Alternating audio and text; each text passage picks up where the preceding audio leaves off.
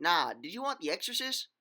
Too bad. You're getting Abby from 1974, which is similar to The Exorcist. I don't know because I've never seen The Exorcist, but apparently Warner Bros. Thought that Abby was too similar to The Exorcist, and so they sued them and won. Which is why the movie was pulled out of theaters during its theatrical run. And excuse the quality of this one. This is the only print still around, and the quality is kind of terrible. While on an archaeological expedition to Nigeria, Dr. Garrett Williams, played by Blackula himself, William Marshall, accidentally opens the chest containing the sex demon, Eshu, allowing the demon to escape and creating massive winds that knock Dr. Williams and his men over. Meanwhile, in Louisville, Kentucky, Dr. Williams' son, Emmett, played by Terry Carter, and his wife, the title character, Abby, played by Carol Speed, move to a new house and are pretty much enjoying themselves. However, that night, Eshu crosses the Atlantic and possesses Abby.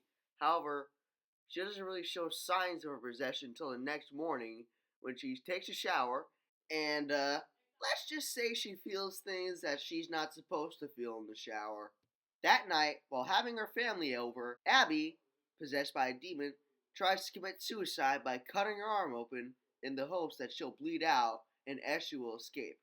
Her mother, Miranda, played by Juanita Moore, goes into maternal instinct, pulls the knife away from her, and tends to her wound.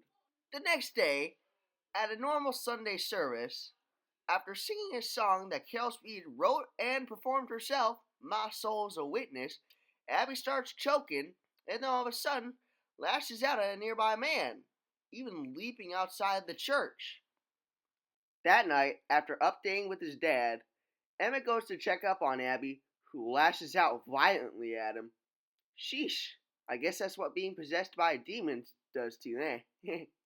The next day, yet another incident occurs when Abby, who is revealed to be a marriage counselor, tries to go after the husband of the couple that she's counseling. This causes Emmett to go into shock and grab a hold of Abby and take her to another room.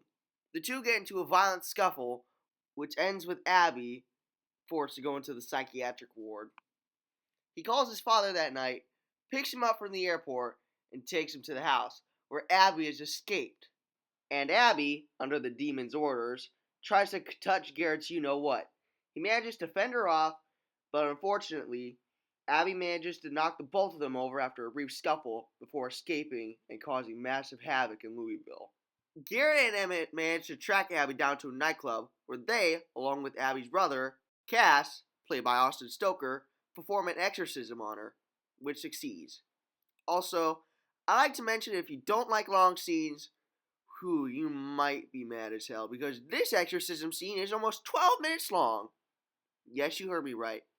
12 minutes long. Anyway, after the exorcism, life returns to normal for the family. The end. Overall, acting is pretty great.